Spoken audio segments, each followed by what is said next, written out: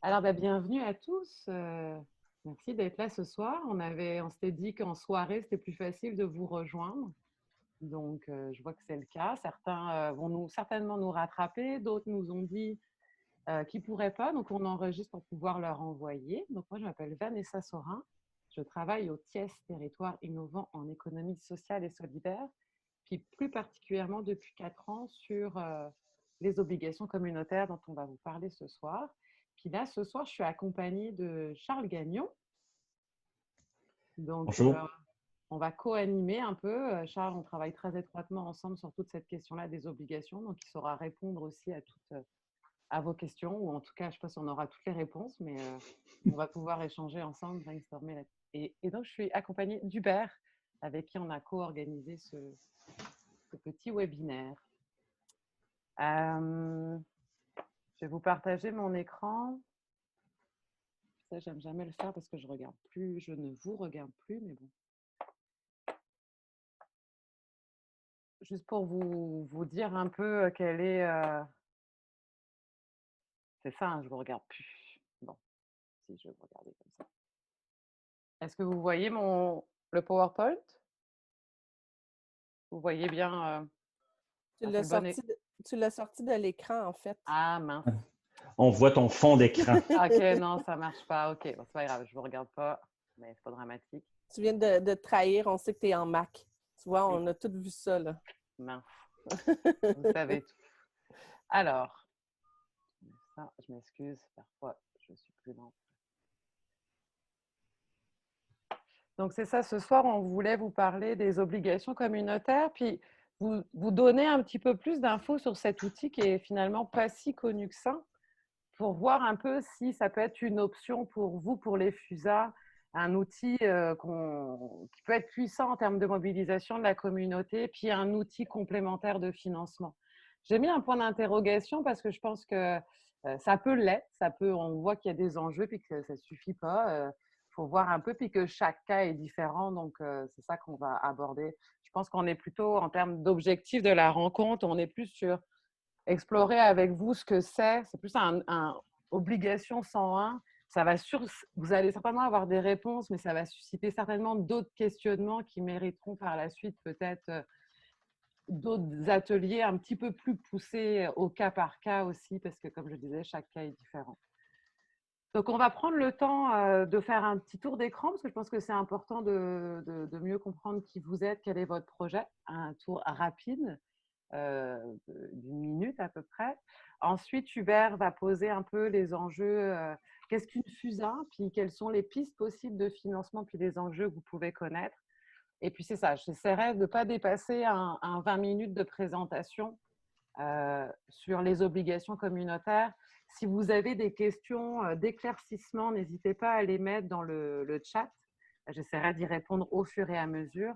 Mais on a prévu un bon temps d'échange. Donc, vous pouvez aussi garder vos questions et puis les poser à la fin de la présentation. Est-ce que ça vous va? Oui.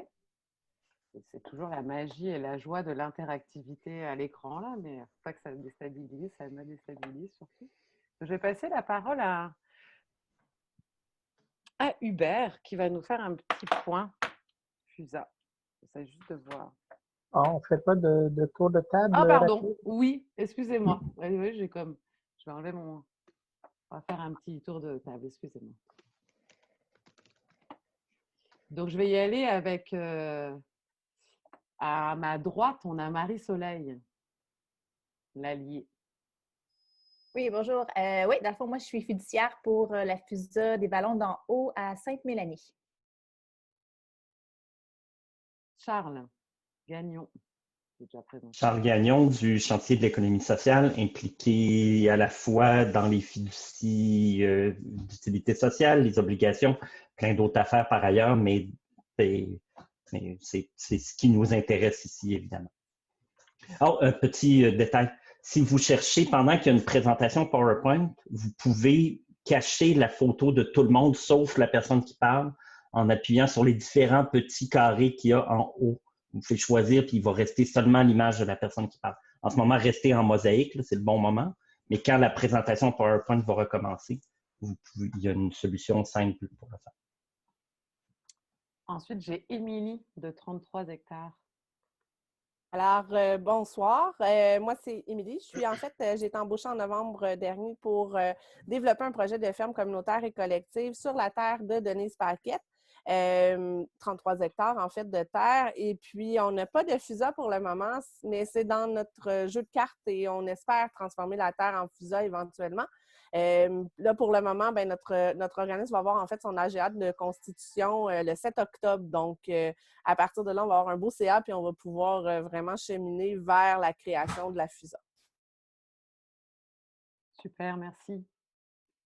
Monsieur Chauvette, Jacques Chauvette de Sacheterre. Oui, en fait, moi, je suis dans le projet Sacheterre depuis une dizaine d'années et l'année passée, on a créé la FUSA, mais on n'a pas encore réussi à transférer tous les biens. Parce que on a un immeuble à logement de 5 logements et on a une terre à transférer et on est encore en train de planifier le transfert. Mais la FUSA est opérationnelle sans qu'elle ait les biens encore à sa disponibilité. Sacheterre, c'est près de Rimouski. Merci. Alors, Catherine, Havard de Protecteur. Oui, Catherine Havard de Protecteur. Moi, j'ai le bonheur d'accompagner tous ces projets de création de FUSA. Je suis basée à Saint-Jean-Port-Joli.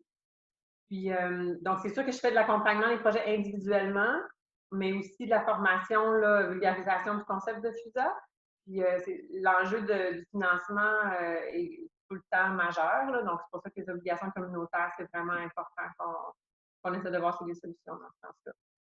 Je suis contente d'être là et qu'il y ait autant de monde. Merci, Catherine. Marie Lacasse. Allô, Marie Lacasse, donc je suis au Conseil québécois de la coopération et de la mutualité. Et puis, entre autres, là, je suis là surtout parce que je travaille avec Catherine sur un projet de recherche sur l'habitation coopérative sur les FUSA. Mais je travaille aussi avec Vanessa et Charles sur d'autres dossiers, entre autres le financement. Alors, je suis là pour... Oui, c'est ça. Madame Denise Paquette, de 33 hectares. Ah, votre son? On ne vous entend pas.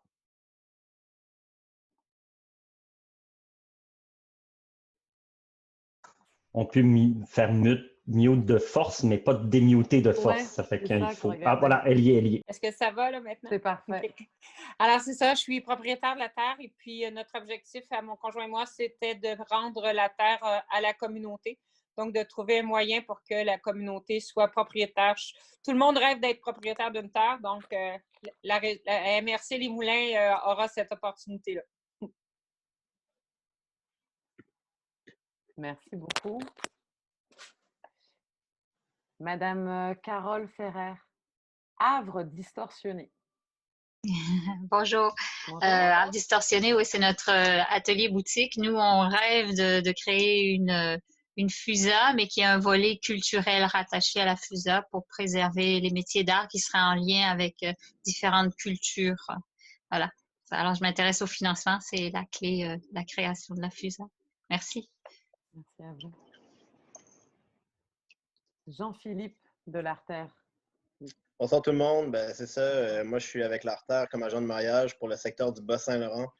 Donc, l'Artère, on s'intéresse aux questions de l'établissement, au transfert d'entreprise. Donc, ce type d'innovation-là nous est très à cœur. Donc, c'est la raison de notre présence. Super, merci. Alors là, mon écran a bougé, donc mais Émilie est déjà intervenue. Maïssa Ghazel, bonjour. Bonjour, c'est Renaud et Maïssa. Nous, on est du potager Les Humains à Sutton. On explore les possibilités de FUSA, donc c'est pour ça qu'on est ici ce soir. Super, enchanté. Samuel Gervais. Oui, bonsoir, c'est Samuel Gervais du collectif Espace à Fredericksburg. C'est le collectif que Am habite. Oui. Oups. Donc, on est intéressé à la FUSA, puis on examine différentes structures là, pour accueillir le projet. Donc, bien heureux d'être avec vous. Enchantée. Et alors, je pense que c'est Élise Cardinal. Oui, allô, je m'excuse Samuel d'avoir parlé pendant ton intervention. Je pensais que mon micro était coupé. Oui, en fait, je suis là pour plusieurs raisons, mais je m'intéresse beaucoup au FUSA et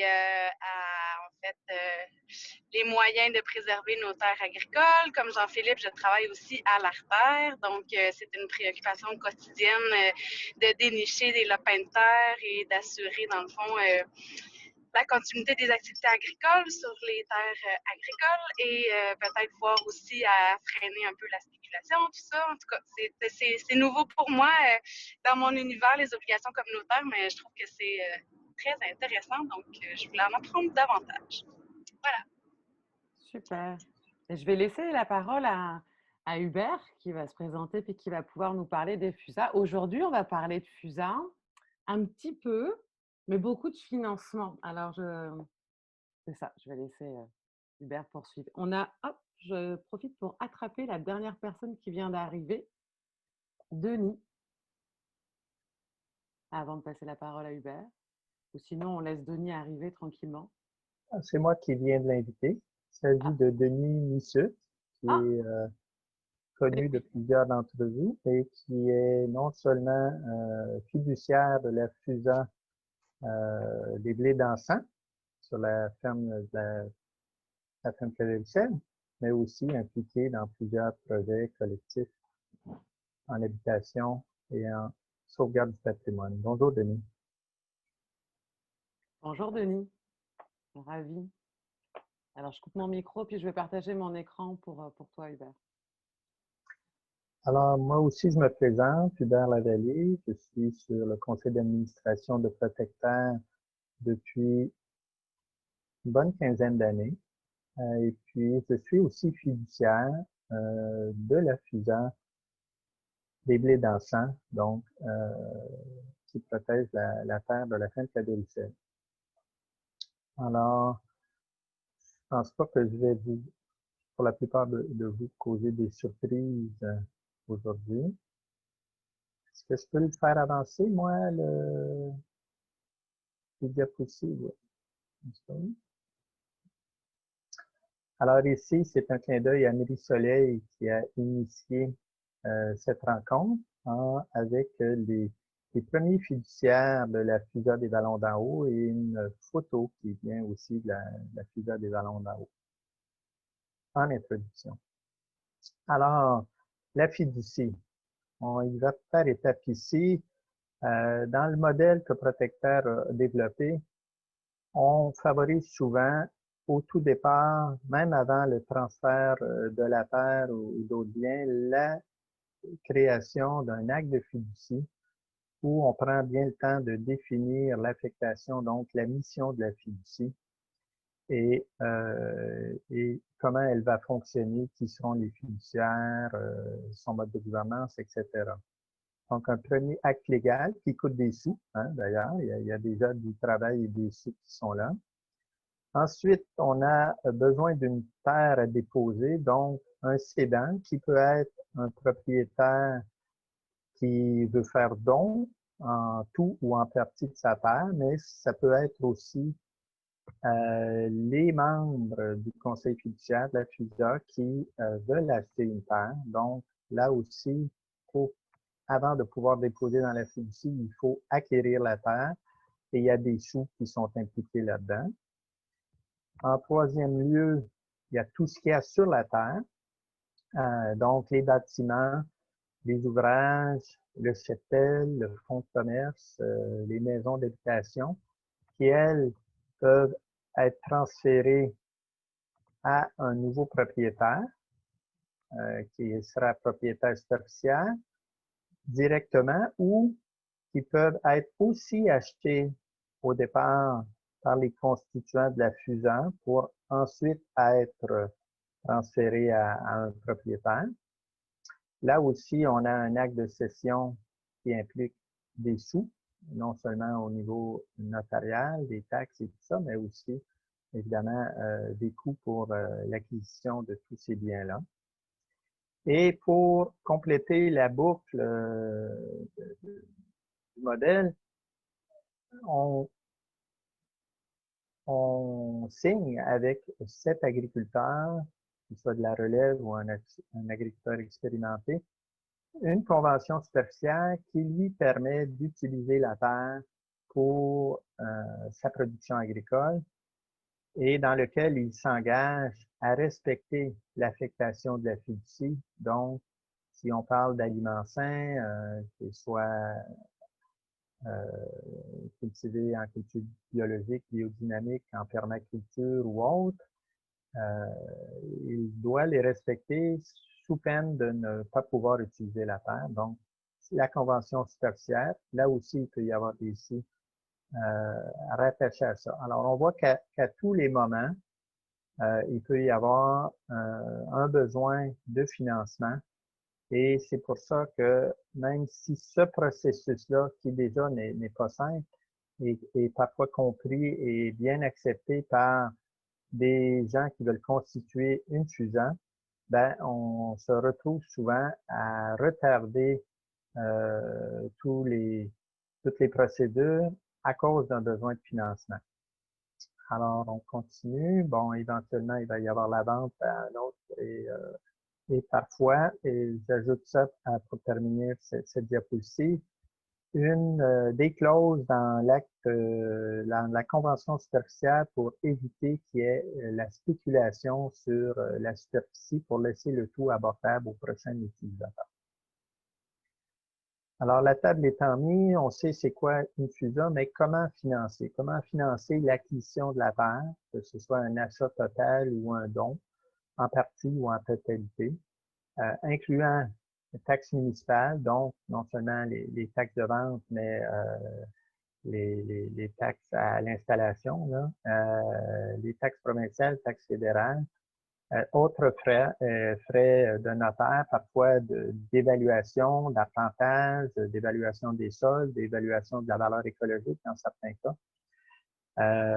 Ensuite, les frais pour les infrastructures, donc on a parlé des bâtiments, maisons, bâtiments de ferme, autres bâtiments, serres, équipements, ouvrages, chapelles, etc. Donc, comme je l'ai mentionné, cette acquisition-là peut avoir à être faite par le groupe constituant ou bien directement par le producteur si on crée une propriété superficielle au-dessus du terrain protégé par la FUSA.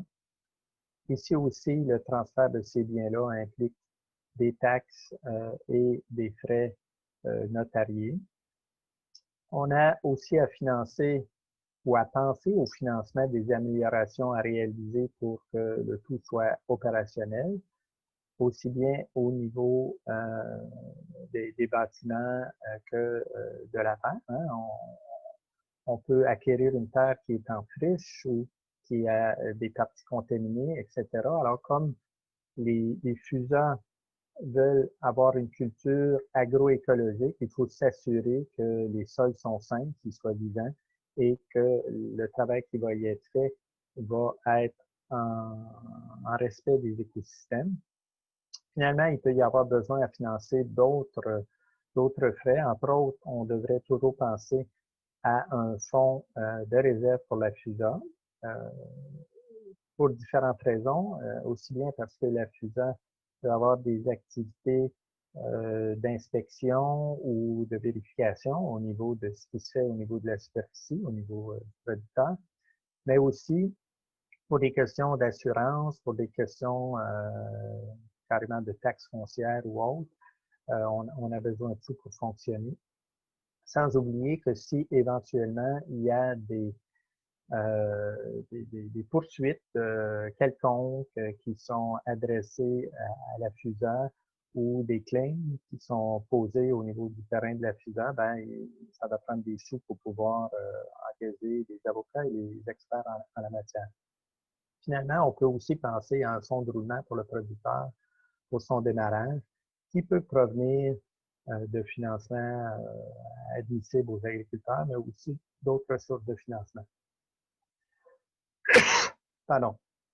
Alors, ici, j'ai nommé tout ce qui est assez évident au niveau des coûts à financer, mais dépendant des projets, il peut évidemment s'ajouter d'autres frais, d'autres coûts, d'autres dépenses. Donc, tout ça pour dire que dépendant du projet, si on bénéficie de dons, si on bénéficie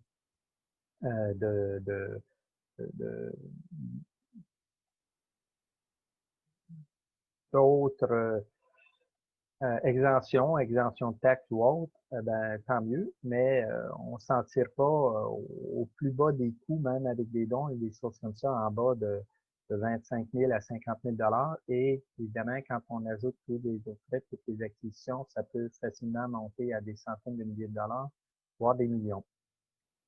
Alors, comment on finance ça? Il y a plusieurs façons qui ont été mises de l'avant au cours des différents projets. La plupart du temps venant de la communauté, donc des dons, des commandites d'entreprises, de fondations, d'individus, du sociofinancement, à travers des plateformes de sociofinancement classiques ou à travers d'autres façons de faire du sociofinancement. À la fin de Cadoricel, on avait établi des parts sociales vertes qui étaient finalement des acquisitions d'une partie de la terre sous forme de dons, mais pour la préserver pour les fins de la FUSA. On peut penser à des parts de production, c'est-à-dire des gens qui paieraient à l'avance des parts de production pour aider à financer le projet et qui récupéreraient finalement leur investissement au cours des années qui viennent. Évidemment, il y a tout ce qui est allocation, pré-location, parfois allant vers l'achat, des programmes ou des fonds comme celui du SHUIRA ou le nouveau fonds créé par l'UPA Fondation, dont on attend encore des nouvelles sur le fonctionnement, peut agir en ce sens. On peut penser à des rentes viagères quand le propriétaire a besoin de sous pour assurer sa retraite, mais qu'il ne demande pas plus que ça pour l'acquisition de sa terre et de ses bâtiments. Donc, on peut s'en tirer avec une rente viagère qui s'éteindra avec les propriétaires. Capital patient, j'ai entré les obligations communautaires dans cette catégorie parce que les obligations peuvent être à court terme, mais aussi à moyen ou à plus long terme. Elles peuvent aussi, dans certains cas, être renouvelées d'une façon ou d'une autre. On pense aussi à des parts de capital patient que des gens pourraient investir à très long terme pour soutenir l'initiative et avoir une sécurité sur le fonds de terre. Finalement, il y a tous les emprunts plus classiques venant des institutions financières ou de la financière agricole qui peuvent servir de financement. Alors, dans tous les projets qu'on a accompagnés à date, il y a eu plus d'une source de financement. Les demandes de financement ont été plus ou moins importantes et c'est ce qu'il faut vraiment garder en tête parce qu'il n'y a pas une solution miracle pour les projets. C'est souvent d'ailleurs un montage financier qui implique plusieurs de ces sources de financement-là à court, à moyen et à long terme qui permettraient de réaliser la FUSA et d'assurer son maintien. Ceci dit, aujourd'hui, on va vous parler d'obligations communautaires et on pourra parler dans la discussion d'autres choses, mais je passe la parole tout de suite à Vanessa.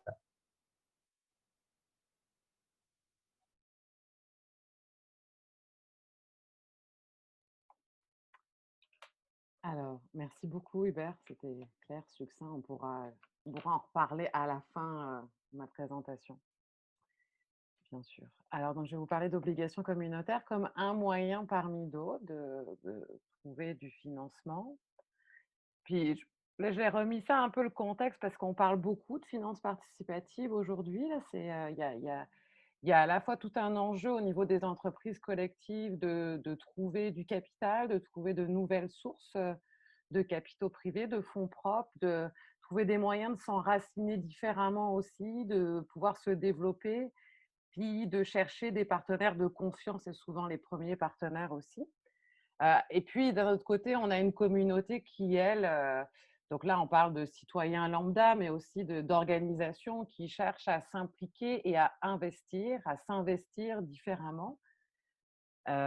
Et puis finalement, on a un écosystème. Alors, Hubert a moins parlé de l'écosystème de la finance solidaire, qui pourrait aussi être une source potentielle de financement pour les FUSA. Donc, Investissement Québec, Caisse d'économie solidaire, RIS, Fiducie, cet écosystème qui connaît bien l'économie sociale, puis qui est prêt à investir, mais qui est prêt à investir souvent dans des projets qui sont déjà assez solides et qui ont un ancrage fort. Puis c'est un peu la convergence de tout ça qui fait que les organismes vont se tourner vers leur communauté pour aller chercher par des levées de fonds plus traditionnelles, sont passés par des plateformes, donc des levées de fonds en dons, des levées de fonds en sociofinancement à travers des plateformes, ou justement du prêt, du capital, que ce soit les parts qui sont relativement bien connues pour les coopératives, puis plus récemment donc les obligations communautaires pour les organismes à but non lucratif.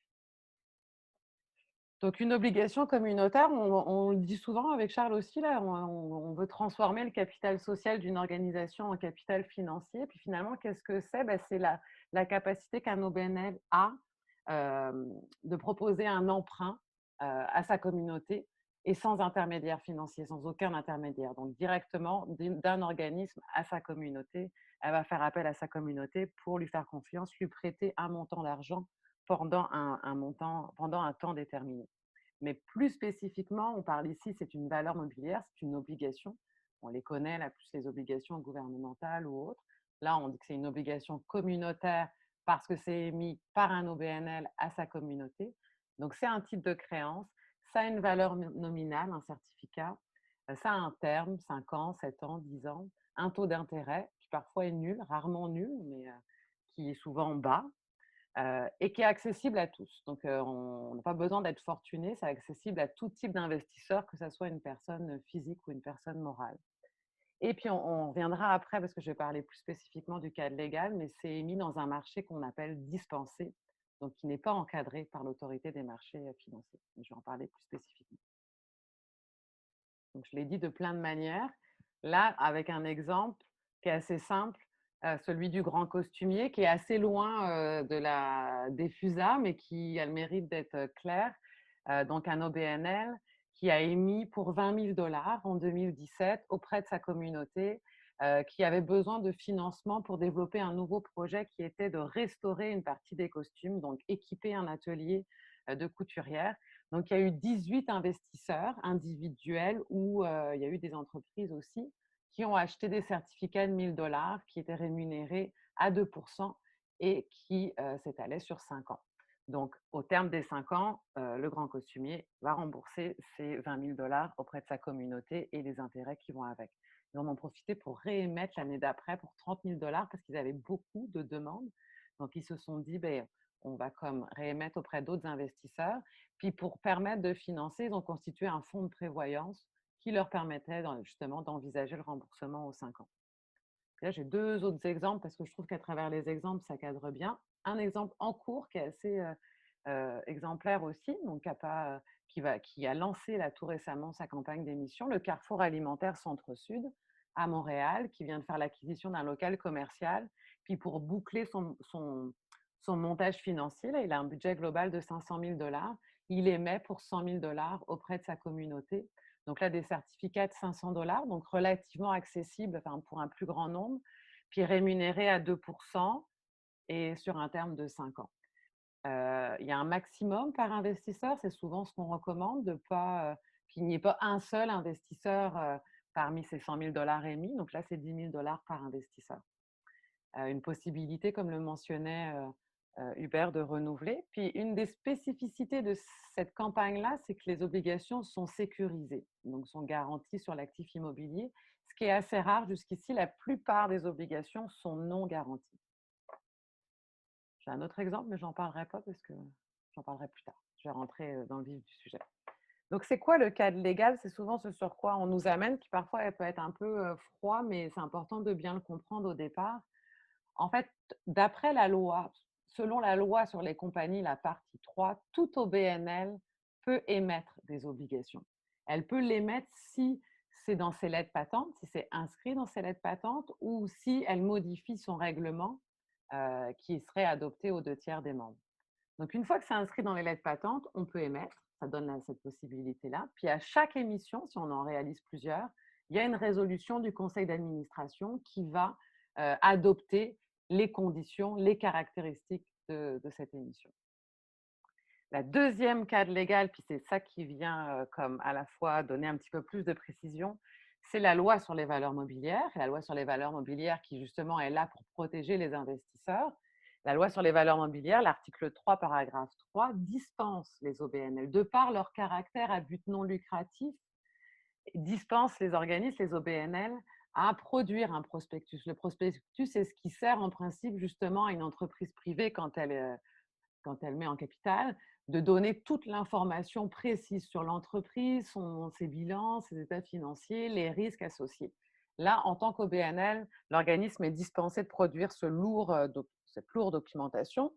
Elle est dispensée de s'inscrire comme courtier. Donc, on facilite la vie aux OBNL, mais l'AMF est quand même là pour protéger les investisseurs. Donc, si jamais il y a une plainte d'investisseurs, la dispense peut être retirée. Et c'est tout l'enjeu est là, en fait, c'est pas parce qu'un OBNL est dispensé de faire cette documentation assez lourde qu'elle est dispensée de donner toute l'information nécessaire à une prise de décision éclairée.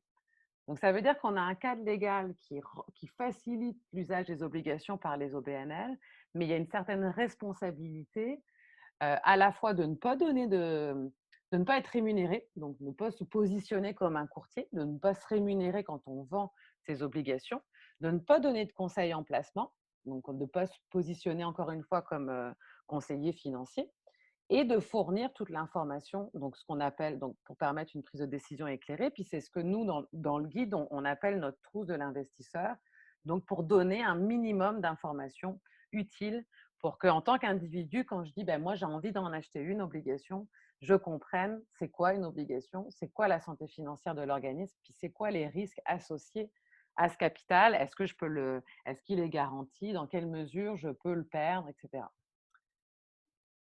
Donc on pourra y revenir par la suite. Alors pourquoi on émet? La plupart du temps, on cherche à diversifier ses sources de financement. Soit c'est pour partir un montage financier, ça c'est pour le boucler. On va rarement, puis il y a des contre-exemples, mais on a rarement des cas d'émission où on va juste émettre des obligations. On va plutôt diversifier puis partager le risque. Ce n'est pas uniquement la communauté qui porte ce risque-là, donc aller chercher d'autres bailleurs de fonds. On va émettre parce que ça nous permet d'aller chercher de nouveaux capitaux. Puis ce qui est intéressant avec les obligations communautaires, sous certaines conditions, notamment si elles ne sont pas garanties, si elles ont un terme long, qu'on peut les renouveler, certains bailleurs de fonds vont considérer ça comme de l'équité. Et donc là, ça va être intéressant dans nos ratios d'endettement, c'est qu'on va vraiment avoir une mise de fonds puis une équité qui va pouvoir permettre d'aller chercher d'autres partenaires financiers. Une des forces des obligations communautaires, c'est que les conditions de remboursement sont souples et c'est vraiment le conseil d'administration qui détermine les caractéristiques. Donc, c'est très flexible, c'est très souple, ça va s'adapter au profil de l'OBNL, à sa capacité de remboursement, au profil de la communauté qu'elle vise et à sa capacité d'investir. Donc, on va dessiner les obligations en fonction de ses besoins, de ses capacités. Un des avantages des obligations, c'est que les taux d'intérêt sont souvent bas, mais là, il ne faut pas négliger qu'il y a du temps qui est lié aussi à aller chercher du financement auprès de sa communauté. Donc, un taux d'intérêt bas, on doit y rajouter les coûts aussi liés à la campagne elle-même.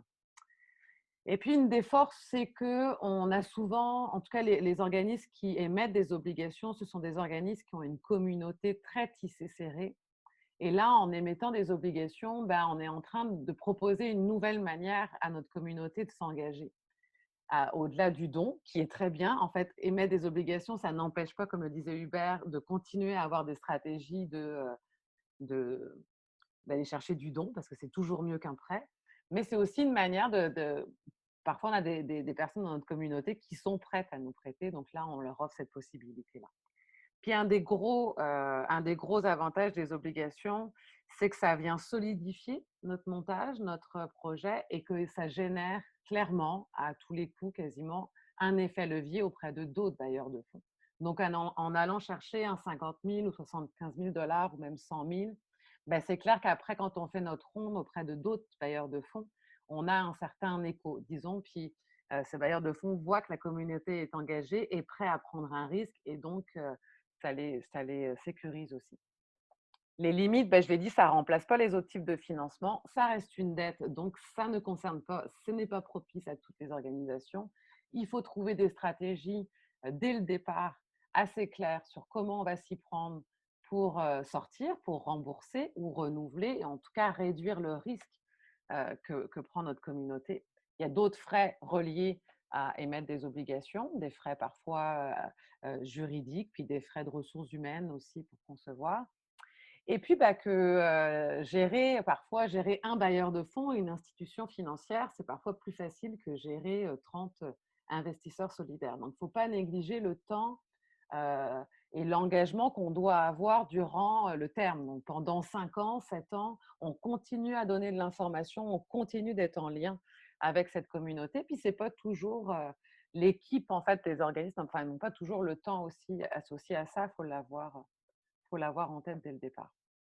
Pour les investisseurs, pourquoi acheter des obligations? Ben là, on a souvent, c'est une communauté qui cherche à investir, à mettre une partie de son épargne directement auprès d'organismes qu'elles connaissent. Il n'y a pas d'intermédiaire, c'est l'économie réelle, de proximité, solidaire. Donc, ça fait du sens, on est en phase avec ces valeurs.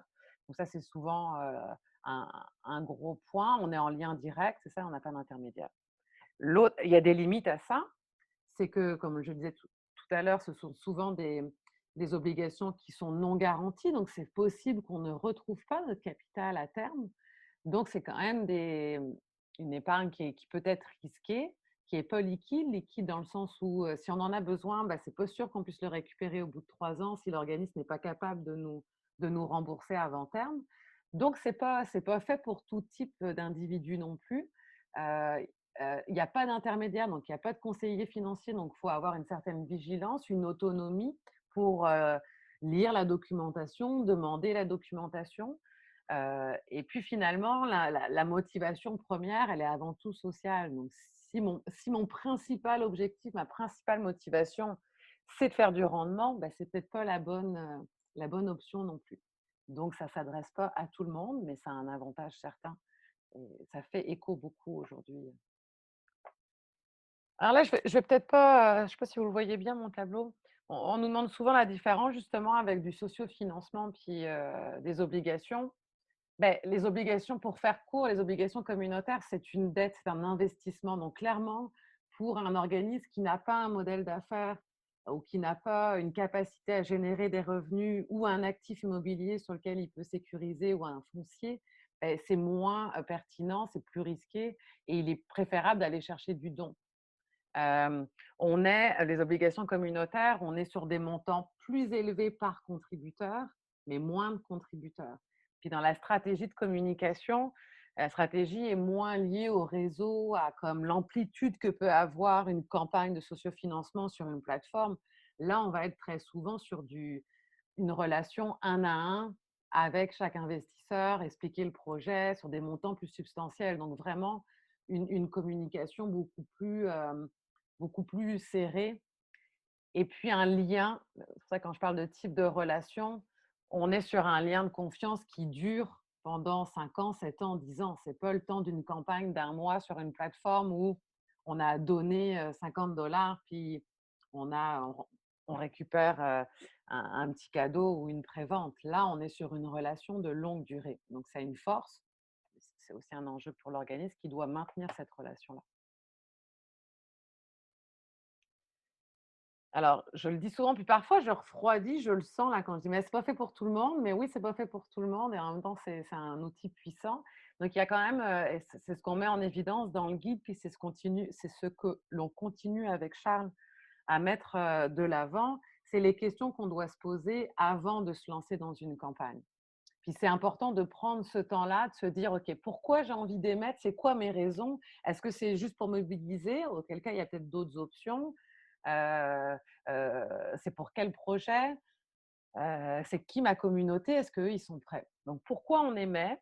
Est-ce que les prérequis sont là ou sont potentiellement là? Donc, les prérequis, nous, on en nomme 6. On les détaille. Là, je vais juste passer au travers globalement. C'est pour ça que je dis ça mériterait au cas par cas de peut-être des ateliers plus poussés.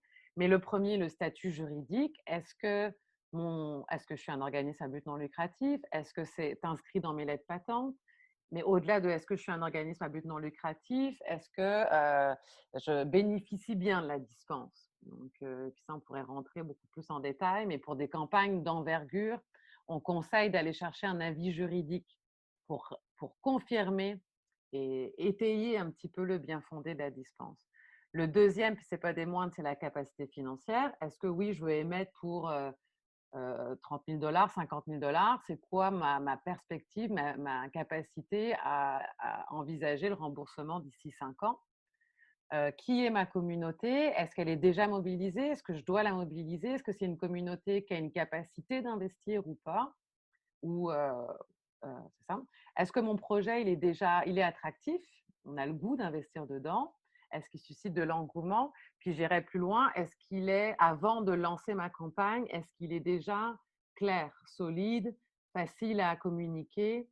On a eu des cas où justement on a retardé parce que le projet était vraiment, enfin, des projets avec fort potentiel, mais qui n'étaient pas encore prêts d'aller à la communauté. Donc, il faut être prêt.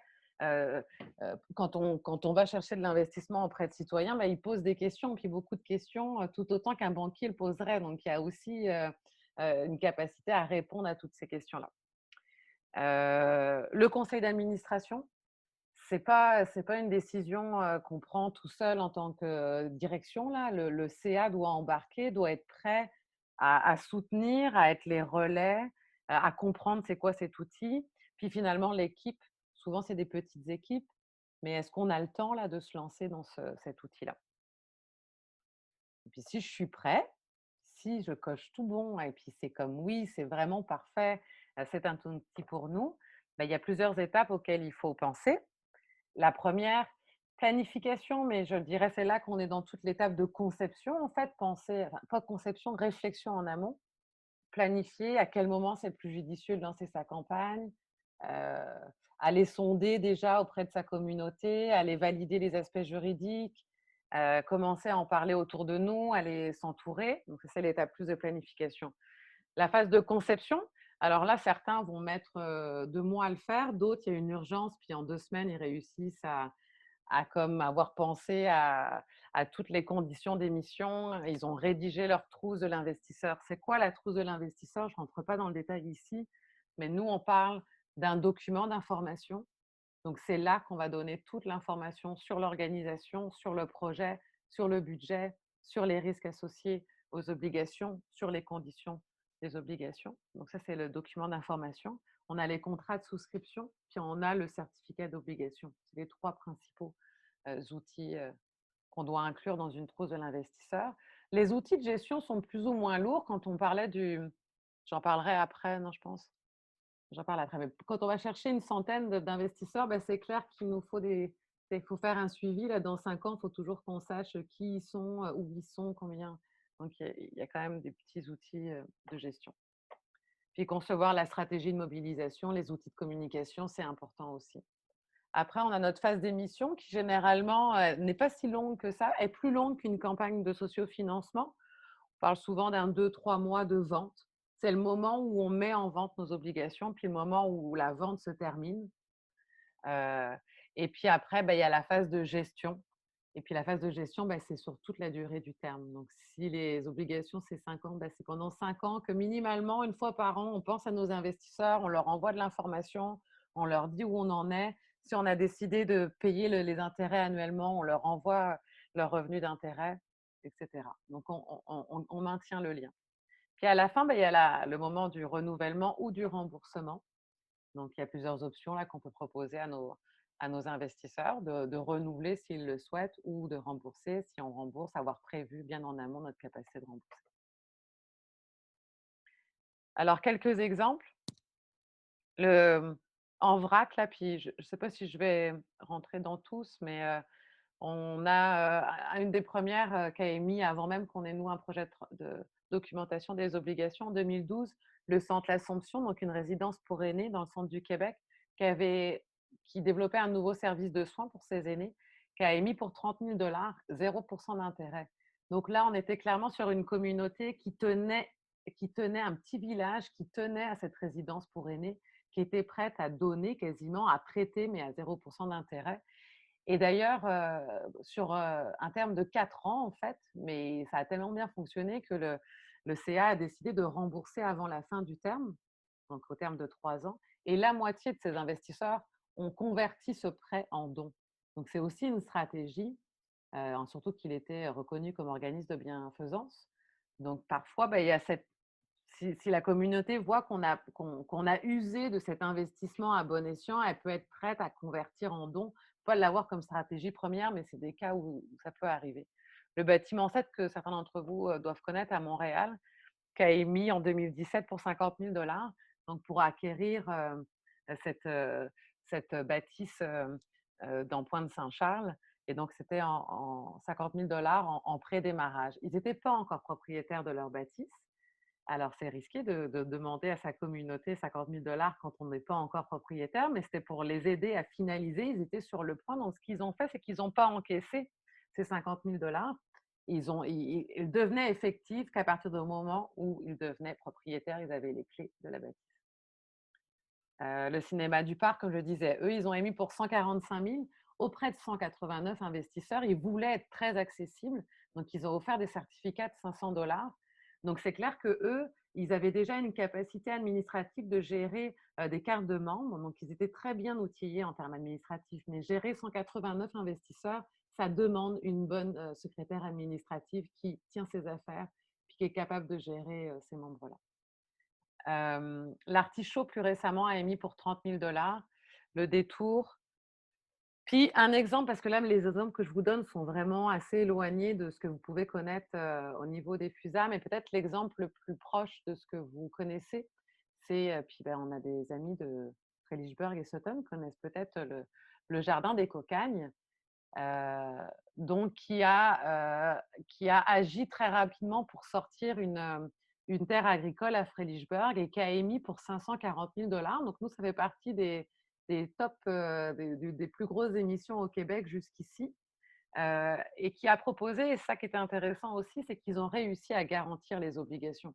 Donc, ils l'ont garanti sur l'actif, sur la valeur des terres. Donc, ils ont proposé 3 catégories d'obligations, dont 2 sécurisées et une non sécurisée. Donc, c'est intéressant aussi de voir qu'il y a plein de formules possibles, qu'en fonction de ce pourquoi est utilisées les obligations, on peut les rendre plus ou moins risquées, plus ou moins garanties. Puis, c'est clair que des obligations garanties, la communauté est plus facile aussi à aller mobiliser et à engager. En conclusion, alors là, c'était une accompagnatrice à PME Montréal qui m'avait un jour parlé des 3 P. Alors, les 3 P, c'est puissance, prudence, patience. C'est un outil extrêmement puissant, puissant en termes de mobilisation, d'engagement. Ceux qui investissent une obligation communautaire se sentent partie prenante.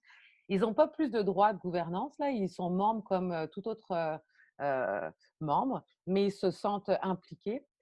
C'est vraiment une manière, en tout cas pour les OBNL, qui n'avaient pas avant d'aller chercher de nouveaux capitaux, de diversifier leurs sources de financement. Puis, ça peut être, on le voit, utilisé à différentes étapes, au pré-démarrage, mais il faut être très vigilant, dans des phases de développement, plus difficilement dans des phases, par contre, où on vit des difficultés, mais en pré-démarrage, si on est prudent, dans du développement, certainement.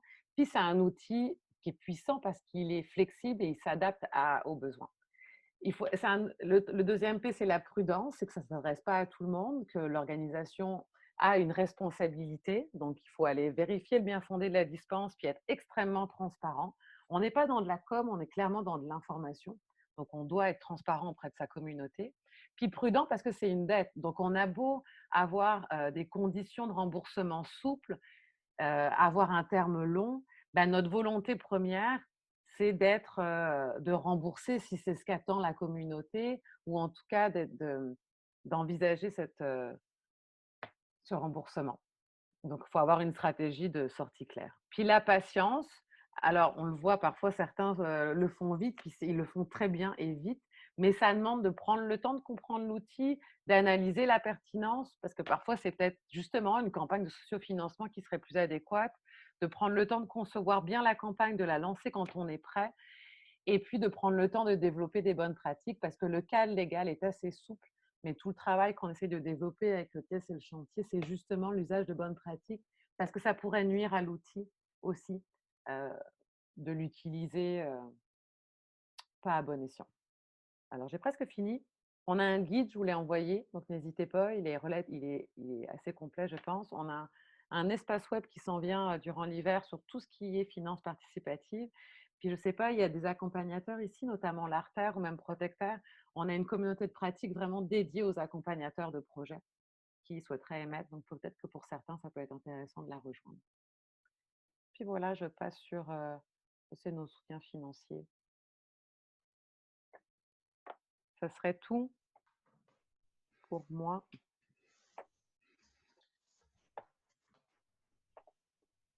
J'espère que ça a été clair.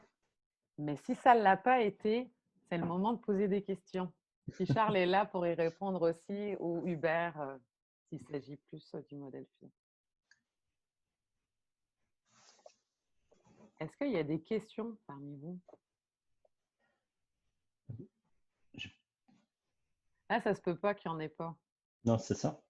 Vous pouvez utiliser, si vous allez vous cliquez sur participant, vous devriez avoir la petite main qui se lève, ou vous allumez votre micro et vous y allez. On n'est peut-être pas suffisamment nombreux que ça prenne une forme particulière pour... si ce n'est pas des questions, ça peut être ce que ça soulève par rapport à votre propre réalité. Denis, tu as une question? Denis. Ben, j'en aurais une. Ben, je peux... Jean-Philippe, tu veux y aller? Pas de problème. Oh. Ben non, vas-y, Denis. Ah, OK. C'est moi d'abord. Ben, je voulais juste valider là, toute cette mécanique, là, je dis ça au sens large, là, est très ciblée entreprise d'économie sociale qui a un statut d'OBNL, alors que il y a tout le monde des coop de solidarité en mobilisant la communauté autour de membres de soutien, par exemple. Moi, je l'ai vu parce que la Fondation, je ne sais pas, c'est ça, avec le risque, on a soutenu financièrement une coop alimentaire, des gens d'une communauté qui ont racheté une épicerie, puis ils ont émis dans la communauté des parts privilégiées participantes, en faisant en sorte que les gens ils deviennent membres de soutien de la coopérative. Il y a déjà un cadre juridique, mais je trouve que même là, ça vaudrait la peine de les convier à des bonnes pratiques aussi. C'est la même idée. Il ne faut pas que non plus que... parce que quelque part, ça se ressemble beaucoup, là. Puis est-ce qu'il y a un travail de sensibilisation auprès des coops pour participer à cette façon de penser d'aller chercher du capital dans nos communautés, puis qu'il y ait de l'accompagnement qui soit cohérent, intelligent, puis qui favorise le développement, puis pas... bref, vous voyez ce que je veux dire? Là? Parce que tout le vocabulaire est très économie sociale, entreprise au BNL, alors que c'est un petit peu plus large. En tout cas, je voulais vous partager ça. Là. Je l'avais déjà dit, on avait déjà discuté, Charles et moi, une fois, là, mais là, vu que j'ai un nouveau public, j'en profite. J'ai de la suite dans les idées, mettons. Alors, tu peux répondre, Charles? Oui, je peux commencer, en tout cas. Effectivement, ce n'est pas la première fois qu'on en parle avec Denis. Cette idée-là des obligations communautaires, l'élément déclencheur, c'est justement de se rendre compte qu'il n'y avait pas d'outil de capitalisation pour les OBNL de la même façon qu'il y a les parts pour les coopératives. Le chantier de l'économie sociale fait la promotion de l'économie sociale et des entreprises d'économie sociale, tout statut juridique confondu, OBNL et coopératives. les entreprises sous forme d'OBNL avaient des besoins de capitalisation, de voir ça, Vanessa l'a expliqué, de s'assurer d'avoir de l'argent qui arrive de leur communauté, mais que ça soit perçu par les partenaires financiers comme étant du capital de liquidité et non pas comme un passif, une dette. C'est pour ça qu'on a réfléchi avec le TIES sur les solutions et fait ces efforts particuliers pour arriver jusqu'aux obligations telles qu'elles sont là.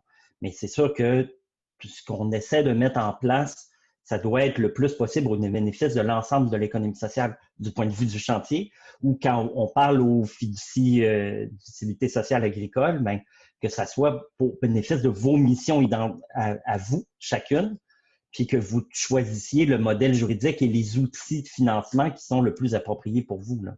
On s'entend qu'on n'est pas en train de pédaler un par rapport à l'autre ou d'essayer de vous convaincre de faire affaire avec un modèle ou un outil de financement plutôt que l'autre. Est-ce que ça te suffit comme réponse, Denis, ou tu veux me relancer?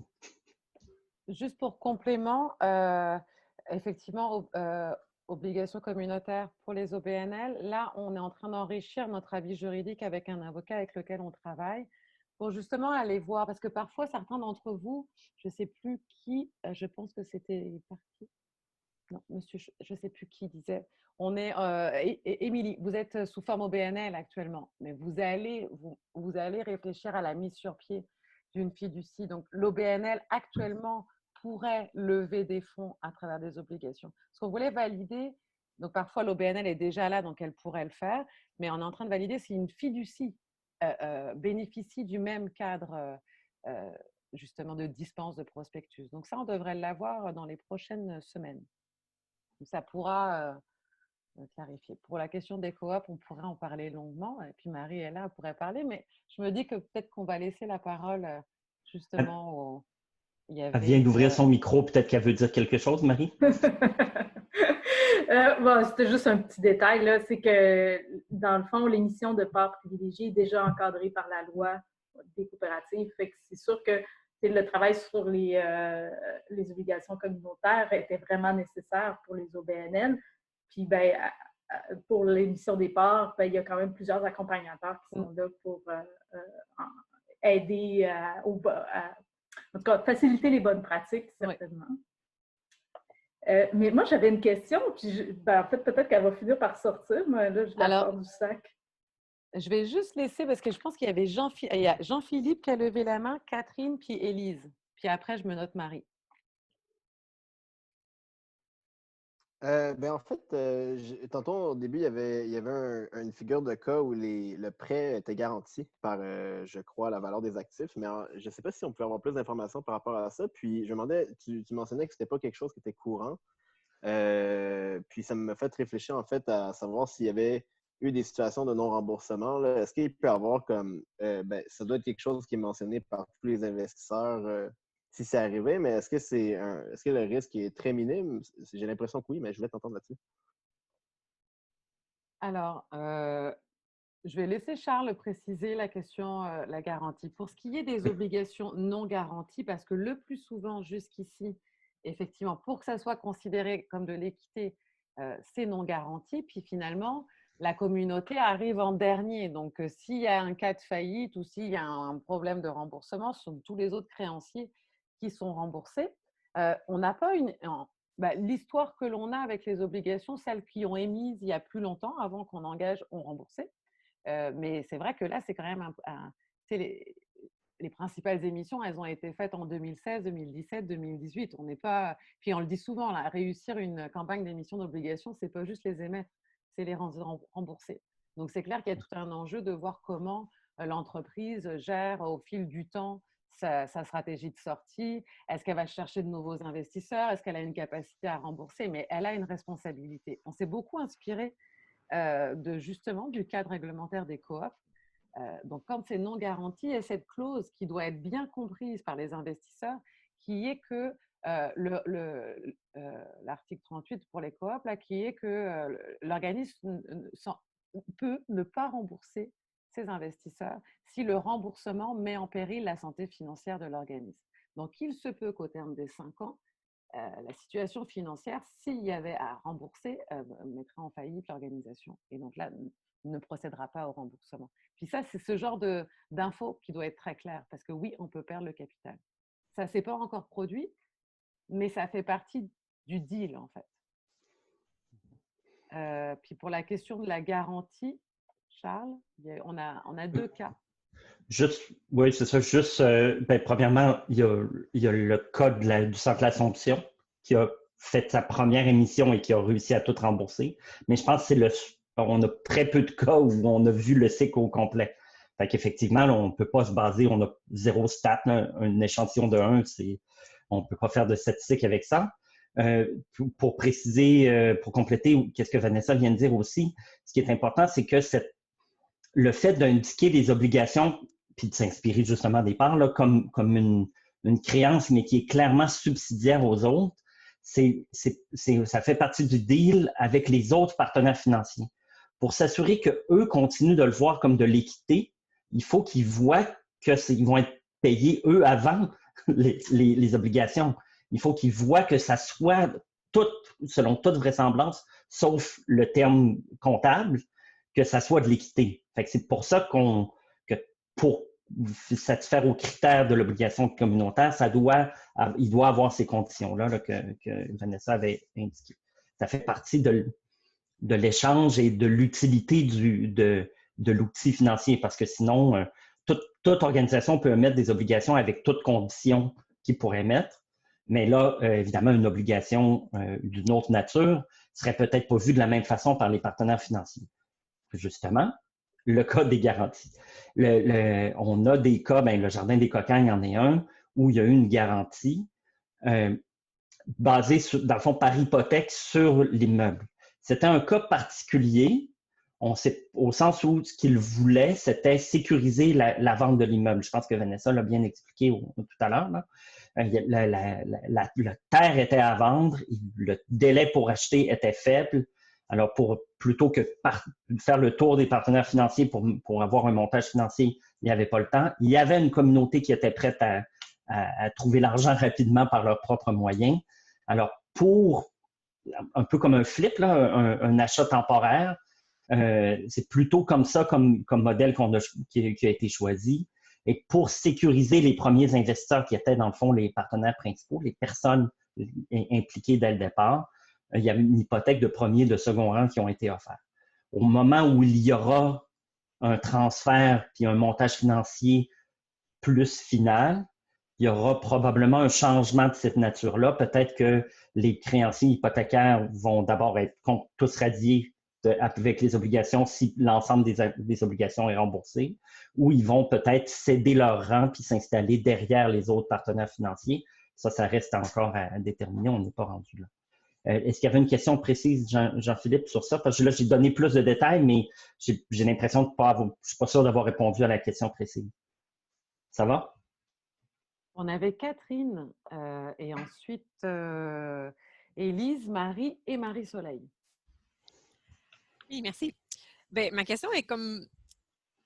je ne sais pas s'il y a une réponse claire pour l'instant, mais c'est toujours la question que j'avais derrière la tête là, quand j'avais contacté Charles, entre autres, pour des projets d'obligations communautaires avec des FUSA, parce que l'idée de rémunérer à un moment donné, même à 2 sur une FUSA qui est par définition...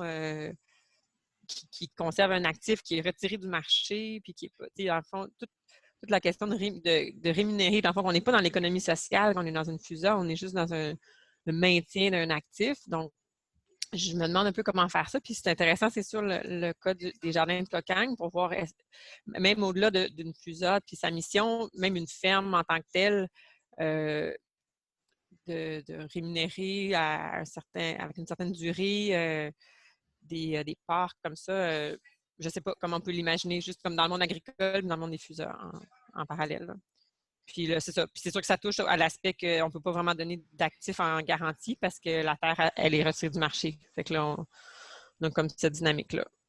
Puis peut-être que j'en profiterai pour... c'est ça, là, la question tourne autour aussi du fait que Protecteur, comme tel, on est un OBNL. Est-ce qu'il y a des réflexions autour du fait de dire est-ce que ça serait mieux que ce soit Protecteur qui s'investisse dans des campagnes comme celle-là pour d'autres FUSA ou est-ce qu'il y a comme des avantages de créer des OBNL spécifiquement pour chaque FUSA? Avantages ou inconvénients de ces différentes alternatives-là? OK. Est-ce qu'on pose toutes les questions? Parce que là, Catherine, en plus, tu poses des questions très pertinentes. Est-ce qu'on y répond, on tente d'y répondre ou on continue? Ben, je pense qu'il y a une partie que je pourrais prendre maintenant, peut-être, là. Parfait, vas-y. Mais ta question sur est-ce que Protectaire devrait émettre les obligations pour tout le monde, on s'entend que c'est au-delà de ce qu'on peut régler rapidement dans une discussion à 15 dans un Zoom, là. Mais pour le reste, tu dis les FUSA ne sont pas trop des entreprises d'économie sociale. Je pense que je comprends ce que tu veux dire parce que leur mission, c'est la protection de cette terre, du terrain et du patrimoine qui est là. Mais reste que pour le maintenir à long terme, il y aura des frais. Hubert l'a mentionné. Il y a besoin de réparer des affaires puis de retourner voir un avocat puis tout un paquet d'affaires. Ces affaires-là, c'est sûr qu'au moment de la création de la FUSA, on pourrait créer un gros capital d'argent, de dollars, puis gruger dans ce capital-là pour financer les opérations pour toujours. Mais je ne suis pas sûr que c'est toujours réaliste d'espérer ça. Je pense qu'à l'inverse, transformer la FUSA ou la coupler avec une entreprise d'économie sociale pour dire, on va trouver une manière de valoriser l'espace qu'on a et pour créer des revenus qui vont maintenir la mission pour toujours. Et ça en fait une entreprise d'économie sociale. Puis bon, après, est-ce que c'est la FUSA elle-même qui le fait? Puis dans ce cas-là, il faut... la loi sur l'économie sociale dit que c'est des OBNL ou des coops, là, ou des mutuelles, mais on n'a pas prévu fiducie dedans, mais si c'est une FUS, puis que en tout cas, on peut étirer un peu pour aller jusque-là, mais dans tous les cas, s'il y a un OBNL qui, lui, a le rôle de gérer, par exemple, dans le grand tableau là, d'Hubert, l'occupant de la terre, le fermier qui l'utilise, s'il est en OBNL ou en coop, bien, lui va trouver des revenus, puis il peut très bien, pas très bien, il va être une entreprise d'économie sociale.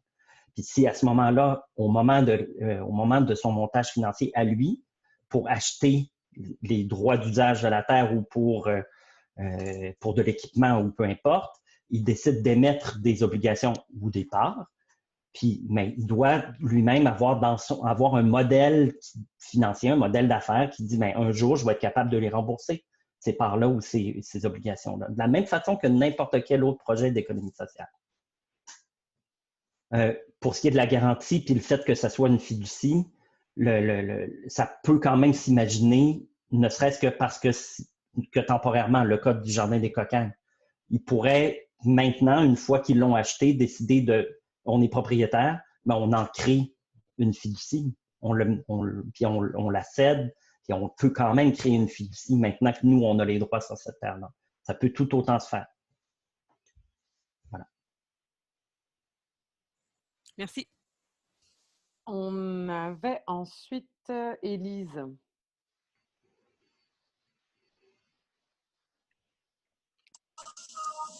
Oui, salut. C'est ça, c'est drôle parce que, ce matin, je rencontrais Stéphanie, justement, des Jardins de Cocagne, concernant son intention d'accueillir des agriculteurs sur la terre, en fond, qui viennent de devenir propriétaires. Les autres, c'est pas une FUSA pour l'instant, mais ils ont créé un OBNL pour pouvoir faire la gestion de la terre. Puis, une question qu'on se posait, puis j'en profite, vu qu'on a peut-être des spécialistes du financement / OBNL autour de la table, mais peut-être que vous n'aurez pas la réponse, puis c'est pas grave. Je me demandais si par rapport au niveau agricole, la relève agricole se penche souvent vers la financière agricole pour avoir un premier coup de pouce pour le démarrage de leur entreprise. Puis je me demandais si c'était quelque chose de possible d'obtenir la prime à l'établissement sur des OBNL, sur des terres qui appartiennent à des OBNL. Est-ce que c'est quelque chose qui s'est déjà vu? Je peux répondre à ça parce que c'est ce qui s'est passé à la ferme Cadéricide. Malgré le fait que la terre est préservée par une FUSA, quand Anne Roussel et son conjoint se sont installés sur la propriété superficiaire, ils ont bénéficié de la prime à l'établissement. Alors oui, c'est possible de le faire même en n'étant pas propriétaire de la terre, en autant qu'on soit producteur et j'imagine qu'on peut démontrer qu'on a un usage de la terre là, qui est garanti d'une façon ou d'une autre. Il n'y a plus ton son. Ouais. Attends, excuse-moi, remets ton son, Élise. OK. C'est bien correct. Je suis dans un autre fait que ça se fait qu'il y a des bruits autour aussi. Dans le fond, est-ce que vous savez pour le cas, disons, de Cadapucelle, dans le fond, c'est le conseil d'administration qui a signé, parce que pour la foncière agricole, il faut un bail de 5 ans. Donc, dans le fond, ils ont signé un bail des administrateurs, j'imagine, avec le producteur agricole. Non, peut-être que si c'est trop poussé, on peut s'appeler aussi. Je peux peut-être vous contacter dans d'autres situations si c'est hors sujet.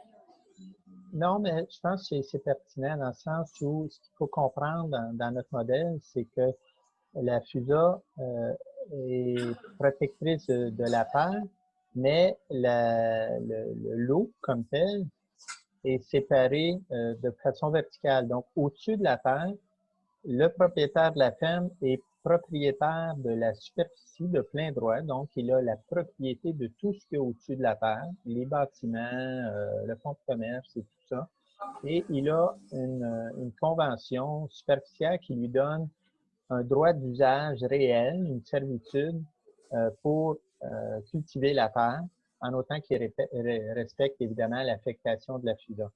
Donc, c'est pas un bail, c'est une propriété de plein droit que le producteur acquiert en devenant superficiaire au-dessus de la terre protégée par la FUSA. Je ne sais pas si ça éclaircit. OK. Mais advenant le cas où il y aurait plusieurs producteurs, chacun aurait ce droit-là? Oui. S'il y avait plusieurs, si on veut, producteurs au-dessus de la FUSA. Par exemple, on peut penser à un incubateur agricole qui pourrait être installé sur une terre protégée par la FUSA. Ou je peux nommer aussi le projet de 33 hectares, là, où les 33 hectares vont être utilisés par plusieurs et producteurs et groupes communautaires. Chacun aurait un usage finalement d'une partie de la terre. Alors, on avait Marie et Marie-Soleil ensuite. Marie Lacasse et Marie-Soleil. Je vais passer mon tour. Catherine a pas mal posé la question que je voulais poser. OK, parfait.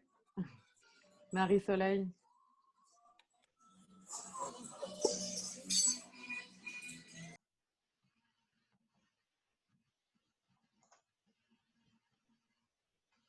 On t'entend pas. OK, merci. Voilà. J'arrive à trouver plus mon micro. OK. Dans le fond, j'avais une question que vous avez déjà répondu. Dans le fond, présentement, une FUSA n'est pas considérée comme une OBNL parce que dans notre cas, on a la FUSA pour les vallons d'en haut. Puis on se demandait si on devait créer une OBNL pour pouvoir émettre des obligations. Puis là, vous allez avoir la réponse incessamment de ce que j'ai compris, c'est ça? Si la FUSA peut émettre par elle-même des obligations, ouais. Là, on va avoir la réponse bientôt, oui. OK, parfait. Ensuite, est-ce que les obligations peuvent être remboursées autrement qu'en argent? Là, je pense que j'avais cru comprendre qu'il y avait peut-être en produit que ça serait possible? Je ne vois pas légalement comment on pourrait empêcher ça, mais il faudrait que l'organisation donne quand même une quittance. Ce que je recommanderais, c'est que l'OBNL qui a émis des obligations, en fait, toute obligation, tout échange, là, peut être rempli par de l'argent, la monnaie sonnante et trébuchante, ou par quelque chose que l'autre partie va accepter comme étant l'équivalent. Fait que si je devais passer la tondeuse chez toi, mais qu'à la place, tu acceptes que je te donne 15$, ben voilà. Mais ce que je voudrais cependant, comme personne m'a vu passer la tondeuse, puis que j'ai pas de preuve que j'ai passé la tondeuse, je te demanderais une quittance. Je dirais, donne-moi quittance de mon obligation de passer la tondeuse. Ou à l'inverse. C'est quoi une quittance? Une quittance, c'est l'organisation qui dit, tu me devais ça et je reconnais, je te donne quittance de ton obligation de le faire. Je reconnais que tu as payé ton obligation, que tu as rempli tes obligations. Ouais. Okay. Parce que dans le fond, je me demandais, est-ce que ce serait possible, par exemple, de rembourser en monnaie locale complémentaire ou encore en banque de temps, par exemple, avec la corderie? Donc, c'est des choses qui seraient possibles, c'est ce que je comprends. Ça serait possible, mais il y a des enjeux cependant pour l'organisation qui, ou pour, ouais, c'est ça. C'est que là, c'est l'organisation qui rembourserait ses propres obligations à ses investisseurs en banque de temps. Fait que là, l'investisseur, au lieu d'avoir, il a mis 3 000 $, au départ. Puis là, à la place de recevoir 3 000 $ plus les intérêts, il reçoit une banque d'heures à acheter dans une accorderie, à utiliser, pas à acheter. Il faut soit bien l'annoncer dès le départ puis que tout le monde est au courant, ou rendu là, de dire, regarde, je pourrais te rembourser en dollars, mais à la place, je te rembourse ça, acceptes-tu? Ça, c'est mon exemple de la tondeuse de tout à l'heure. Okay. Ou, puis si c'est annoncé au départ, le système doit être clair et bien solide parce que l'ensemble ça serait facile pour une des parties de dire, plus la transaction sort de l'ordinaire, plus le niveau d'information doit être grand, que le devoir d'informer l'autre partie est grand, puis plus le risque, si jamais l'AMF s'en mêle, le risque qu'il trouve ça bizarre puis qui décide de bien observer est grand parce que ouais, c'est ça. Oui, je le voyais par exemple, je brainstorm un peu en même temps, mais par exemple, quand on fait un don, mettons, on prend une obligation de 500 $, on aurait le choix soit de demander un remboursement en argent, soit en monnaie locale, soit en banque de temps, par exemple. Puis, il y aurait vraiment une action concrète qui serait prête par la personne pour dans le fond, préciser de quelle manière elle voudrait être remboursée. Fait qu'en autant que c'est clair, dans le fond, je pense que ça pourrait être possible. Pour l'organisation, il faut qu'elle prévoie, dans ce cas-là, s'assurer qu'elle a assez de monnaie pour rembourser l'ensemble. Si 100% demande des dollars, il faut qu'elle ait les dollars. Ou tu avais pris l'exemple de monnaie locale, il faut que ça soit je recommanderais aussi que ça soit une option, là, sérieusement, parce que sinon, on s'approche en tout cas, on mêle tout un paquet d'autres dossiers au travers. Mais dans ce cas-là, il faut que les dollars soient présents, que les dollars canadiens soient présents pour être capable de rembourser si tout le monde le demande au même moment. OK. Ensuite, les obligations communautaires, dans le fond, ça peut être des citoyens qui investissent, ça peut être des entreprises. Est-ce que ça peut être une municipalité? Oui. Oui, OK. Puis, je m'excuse, j'avais pris quand même plusieurs questions. C'est-tu correct? Peut-être d'abord une dernière pour ne pas prendre trop de temps. J'ai compris qu'on pouvait pas, que les obligations communautaires ne pouvaient pas servir à verser des salaires. Puis tantôt, on donnait l'exemple du cas où il y a eu comme 189 donateurs. Puis je pense, Vanessa, tu avais dit à la blague, il faut avoir une bonne secrétaire pour gérer tout ça. Est-ce que cette gestion-là peut être payée à même les obligations ou vraiment aucun salaire peut être géré? En fait, cette question-là, quand on dit on n'a pas le droit d'être rémunéré, on n'a pas le droit de rémunérer quelqu'un, une tierce personne, à la vente de tant d'émissions d'obligations. Mais tu as le droit de faire travailler tes employés de ton organisation pour vendre ces obligations. Mais si tu leur donnes une prime à la vente, même s'ils sont payés, si tu dis, et en plus, tu as une commission sur tes ventes, là, tu les rémunères pour la vente. OK. Fait on peut rémunérer des employés à partir de cet argent-là, mais pas pour vendre des... Okay. Exactement. Puis il faut que ça soit l'organisation elle-même, ses propres employés. Là. OK. C'est ça, ce bout-là? Oui. Madame Denise Paquette. En fait, je trouve ça intéressant. Je trouve que c'est éclairant pour amener à une réflexion. Ça n'amène pas les réponses présentement. Dans le fond, est-ce que 33 hectares... en fait, l'objectif de la FUSA, c'est que pour la famille, c'est de s'assurer que 33 hectares, un jour, décide pas de la vendre à qui voudra. Donc, c'est ça qui est l'objectif.